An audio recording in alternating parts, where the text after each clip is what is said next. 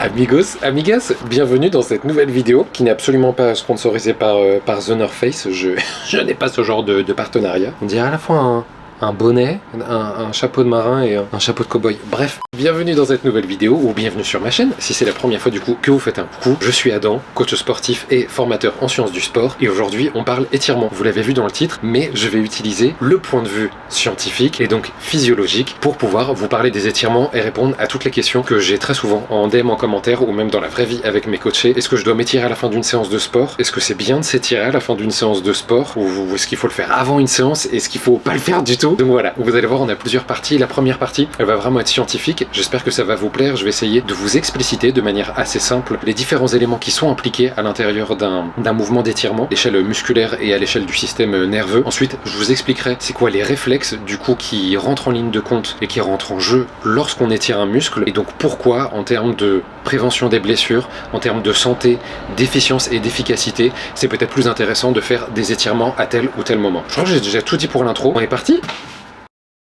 On démarre d'abord avec la partie plutôt physiologie, comme je l'ai dit. Je vais vous parler un petit peu du système musculaire et un petit peu du système nerveux. Il y a trois choses qui vont m'intéresser, trois composantes, même quatre à la limite si on parle des muscles, parce que ça reste quand même le point le plus principal. Mais le petit 1 dont je veux vous parler, c'est ce qu'on appelle les motoneurones. Vous allez voir, ils vont être impliqués dans l'étirement, même évidemment quand on fait une séance de renforcement musculaire, mais pour pouvoir me justifier et pour pouvoir vous expliquer à quel moment il est mieux de faire un stretching ou en tout cas des étirements, il faut absolument que je vous en parle. Les motoneurones, c'est des neurones qu'on a au niveau de la colonne vertébrale, la moelle épinière, la moelle vertébrale, si ça vous parle, qui sont impliqués dans le mouvement et surtout dans la contraction musculaire. Un motoneurone fait partie de ce qu'on appelle une unité motrice. Et je pense que vous allez très vite comprendre. Une unité motrice, c'est le motoneurone en question, plus toutes les fibres musculaires auxquelles il est rattaché. Donc au niveau de la moelle épinière, de la moelle vertébrale, on a des motoneurones qui sont reliés à différentes fibres musculaires dans le corps pour pouvoir les activer. Vous avez vu dans mes vidéos, je parle beaucoup avec les mains au final,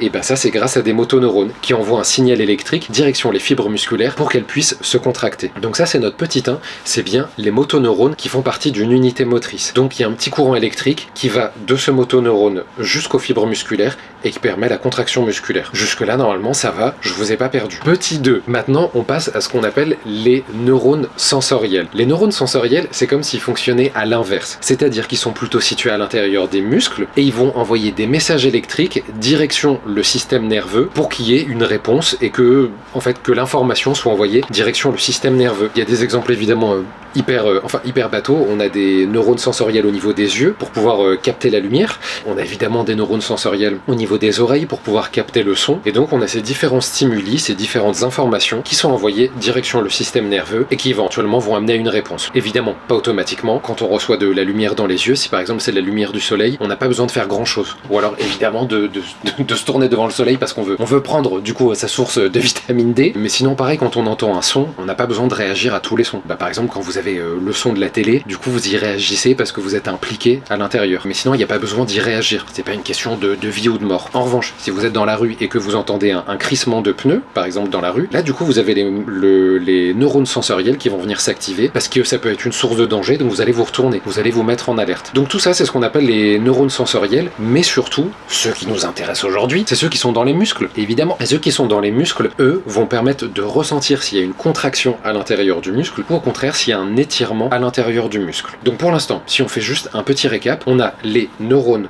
moteurs, donc les motoneurones, qui eux permettent la contraction au niveau des muscles, donc ils envoient bien de l'information du système nerveux vers les muscles, et ensuite on a l'inverse, les neurones sensoriels, qui eux sont plutôt situés dans les muscles et envoient de l'information direction le système nerveux. Du coup ça peut éventuellement être une boucle, c'est-à-dire que les neurones sensoriels vont prendre une information, vont l'envoyer direction le système nerveux, et le système nerveux va estimer qu'il faut qu'il y ait une contraction en retour, et donc va envoyer une information de contraction, peut-être pour courir parce qu'il y a un danger ou autre. Donc ça c'est vraiment les généralités au niveau neurones sensoriels, mais ensuite on va faire un zoom pour que vous puissiez comprendre en quoi est-ce que c'est du coup impliqué dans un étirement, parce que je sais que là pour le moment vous devez être en train de vous dire mais qu'est-ce qu'il est en train de me raconter, je suis pas en première année de médecine, dis-moi si je dois m'étirer à la fin d'une séance ou au début, qu'est-ce que tu me fais? Mais vous inquiétez pas, ça arrive tout de suite. Il faut qu'on voit un troisième élément, un troisième type d'organe qu'on va appeler l'organe tendineux de Golgi. Ça va être très rapide, je sais que ça fait beaucoup d'informations, mais comme ça je suis sûr et certain que vous allez comprendre après. C'est comment un film de Christopher Nolan. Au début, vous regardez la première heure et demie, les 2 premières heures, vous êtes là, mais attends, je comprends pas où est-ce qu'il veut m'emmener. Est-ce qu'on est dans le rêve de Leonardo DiCaprio? Est-ce qu'on est dans le rêve de Marion Cotillard? Tu m'as perdu. Et à la fin du film, vous êtes là genre...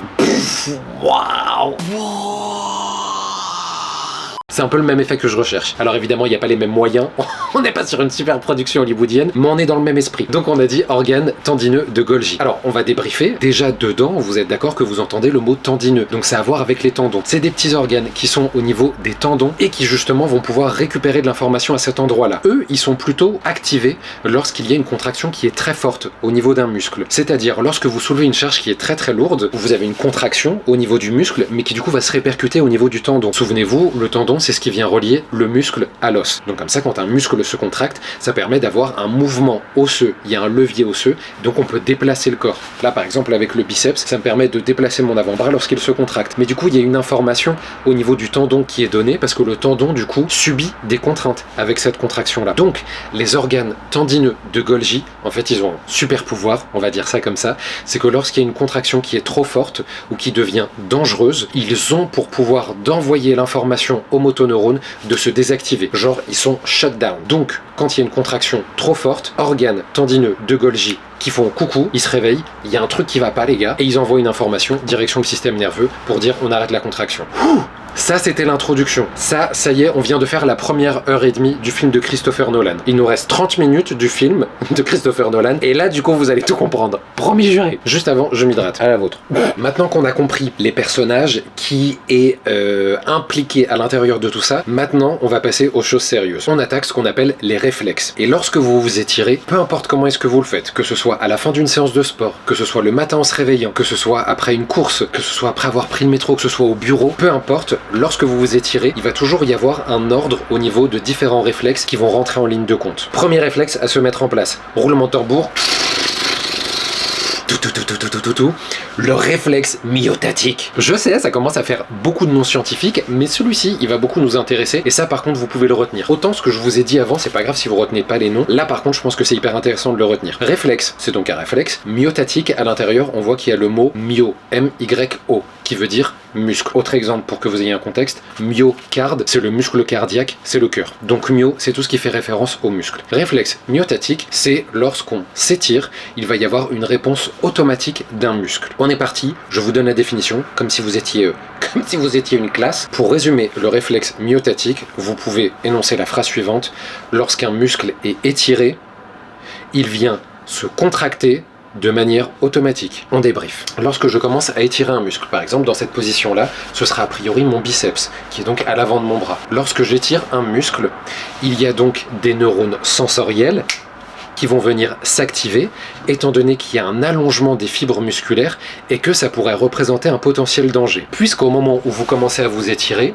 le corps, lui, ne sait pas combien de temps vous allez vous étirer, ne sait pas avec quelle amplitude vous allez vous étirer. Donc lui, par sécurité, il se dit attends, j'ai pas envie que ça aille trop loin dans l'amplitude d'étirement, donc je vais me contracter de manière réflexe pour me protéger. Donc même si je le sens pas forcément, au moment où je commence à étirer mon biceps, j'ai bien mon biceps qui de manière réflexe vient se contracter en retour. Et donc c'est là que vous comprenez que c'est les motoneurones qui viennent répondre aux stimuli des neurones sensoriels. On se la refait. Au moment où je commence à étirer mon muscle, j'ai donc les neurones sensoriels qui sentent qu'il y a un étirement. Ils se disent attention danger, je sais pas combien de temps ça va durer, je sais pas quelle amplitude je vais avoir, donc j'envoie une information au système nerveux. Le système nerveux, de manière réflexe, grâce aux motoneurones, envoie une information de contraction et le muscle se contracte. Comme ça, il vient se protéger. Donc, c'est pour ça que lorsque l'on fait un étirement en fin de séance, on essaye toujours de rester peu de temps, puisque vous allez voir qu'avec le deuxième réflexe dont je vais vous parler, ça pourrait devenir dangereux. Second réflexe qui va rentrer en place, le réflexe myotatique inverse. Et oui, il existe un réflexe myotatique Jamie, mais également un réflexe myotatique inverse. Je pense que j'ai trop été bercé par C'est pas sorcier quand j'étais petit. Je crois en fait c'est ça que j'essaye de refaire avec mes vidéos YouTube. Il faudrait que je contacte Jamie. Bref. Énorme. Le réflexe myotatique inverse. Et donc, l'inverse du réflexe myotatique, on peut donc le résumer de telle manière. Lorsqu'un muscle est contracté assez longtemps, il vient se détendre et se relâcher en réponse automatique à cette contraction. Dans un premier temps, réflexe myotatique lorsque j'étire un muscle. Il vient se contracter en réponse à cet étirement pour des raisons de sécurité. Ensuite, si jamais je reste assez longtemps dans cet étirement, donc on se dit, je suis en train de faire mon étirement, je reste 30, 40, 45 secondes, etc. Mon muscle ici s'est contracté en retour grâce au réflexe myotatique. Ceci étant, comme il constate que l'étirement est en train de durer longtemps, il se dit qu'il y a une nouvelle source de danger, c'est de rester très longtemps dans cet étirement tout en ayant une contraction. Donc, pour éviter qu'il y ait ce danger-là, qu'il y ait cette sorte de conflit d'intérêts, il va relâcher la contraction, il va complètement se relâcher. Donc il va se laisser s'étirer dans des grandes amplitudes et avec un timing qui peut être parfois très long. Pareil, on rembobine la cassette, et on se fait un petit résumé. Si jamais la vidéo te plaît jusqu'à maintenant, jusqu'au milieu à peu près du film de Christopher Nolan, je te laisse t'abonner, mettre un petit pouce vers le haut et puis activer la petite cloche, comme ça t'es sûr de pas rater les prochaines vidéos. Je retourne au film de Christopher Nolan. Lorsque je commence à m'étirer, on est donc en fin de séance, imaginons, même si je fais celui-ci par exemple pour le triceps, je commence à m'étirer en fin de séance. Dans les premières secondes, de manière automatique, j'ai le muscle qui va venir se contracter. Mon triceps qui se contracte parce qu'il ne sait pas combien de temps va durer l'étirement et il ne sait pas avec quelle amplitude je vais le faire. Sécurité, il se contracte. Ensuite, si je reste assez longtemps dans cet étirement-là, je suis en train de tourner ma vidéo YouTube, mais je reste dans cette position-là et ça commence à faire un moment que je suis en position d'étirement, le muscle va relâcher cette contraction automatique pour pouvoir avoir un étirement qui se fasse en toute sécurité. Réflexe myotatique en premier et ensuite réflexe myotatique inverse. Et c'est là que vous comprenez ce que je vous ai dit entre les deux réflexes myotatiques, c'est que si vous restez trop longtemps sur un étirement en fin de séance, en fait vous allez autoriser votre muscle à aller chercher des très grandes amplitudes d'étirement alors que pendant votre séance juste avant, vous lui avez demandé de se contracter, vous lui avez demandé l'inverse. Donc en soi, en peu de temps et de manière très rapprochée, vous lui demandez deux extrêmes. D'abord de se contracter, donc de se raccourcir, de s'épaissir, et ensuite vous lui demandez de s'allonger. Donc en termes de sécurité, on n'est pas au top puisque vous allez chercher deux extrêmes sur votre muscle et c'est là qu'on peut avoir des micro-lésions à l'intérieur du muscle qui ne sont pas les bienvenues. Alors évidemment, j'en vois arriver certains en commentaire ou commencer à me crier machin etc. Genre tu sais t'as des voisins qui vont arriver genre ouais mais moi par contre j'ai entendu. Je sais que lorsque l'on fait par exemple une prise de masse, que l'on veut prendre de la masse sèche, enfin d'ailleurs prendre de la masse sèche c'est très important aussi lorsqu'on veut perdre du poids, mais en tout état de cause, lorsque l'on veut créer de la masse sèche musculaire, on cherche effectivement des micro-traumatismes à l'intérieur du muscle, on cherche à lui imposer un stress auquel il n'est pas habitué pour qu'il se reconstruise plus fort et plus gros. Donc certes, on cherche parfois un petit peu micro-traumatisme, micro-lésion, mais là par contre avoir des micro-lésions d'étirement trop intenses après avoir demandé à un muscle de se contracter, là on n'est pas bon et du coup vous pourriez avoir une mauvaise récupération, éventuellement des blessures à court, moyen ou long terme. Première règle en termes d'étirement, si vous vous étirez à la fin d'une séance de sport, vous le faites avec un timing qui est court, vous ne dépassez pas 20 secondes d'étirement par groupe musculaire. Évidemment, ça ne veut pas dire qu'on arrête tous les étirements en fin de séance. Ça veut juste dire qu'on ne le fait pas dans des très grandes amplitudes et qu'on ne le fait pas très longtemps. Si évidemment vous allez jusqu'à 30 secondes, ça va. C'est juste, je vous demande de ne pas rester 3 minutes en position d'étirement pour éviter d'avoir ces deux réflexes qui viennent rentrer en ligne de compte et donc d'avoir malheureusement un potentiel risque de blessure. On est bon sur cette question, j'ai l'impression? Ok, on ferme cette question-là, hop, on en attrape une autre et on ouvre le sujet du troisième réflexe qui existe, le réflexe d'inhibition réciproque. Oh là là, attends, moi je suis juste venu me détendre sur YouTube, je voulais des informations sur quand m'étirer, les timings, etc.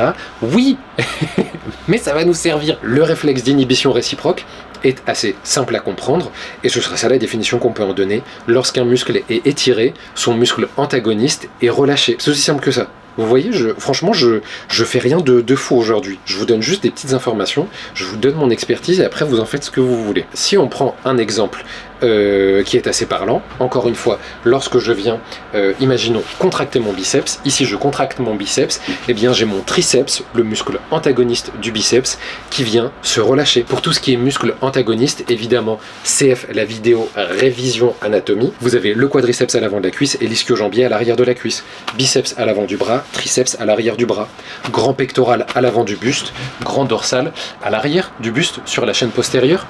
Donc des muscles antagonistes, c'est bien des muscles qui de manière générale sont opposés de manière géographique, mais surtout qui ont des actions opposées.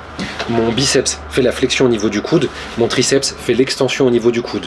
Donc, lorsque je contracte mon biceps, j'ai bien de manière automatique mon triceps qui est relâché, ce qui me permet d'aller chercher un étirement un peu plus efficace, si vous me suivez. Ce qui veut donc dire, lorsque je cherche à étirer mon triceps ici, eh bien volontairement à l'avant, je peux contracter mon biceps.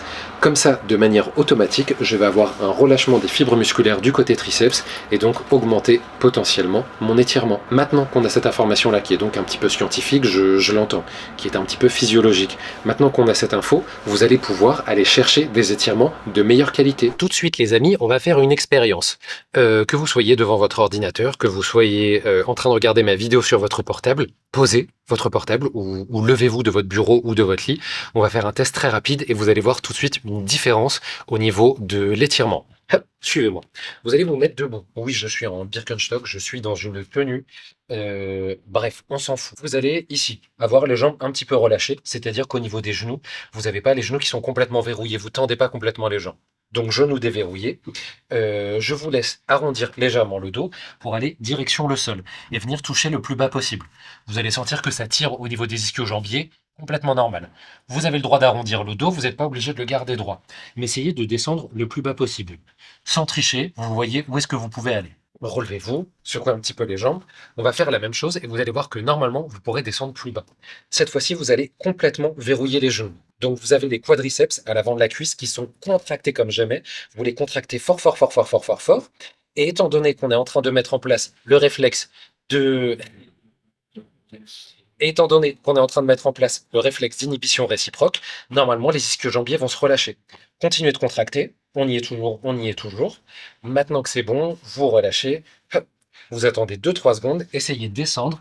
Et normalement, vous pouvez aller chercher beaucoup plus bas. En tout cas, c'est le cas pour moi. Est-ce que la petite expérience vous a plu?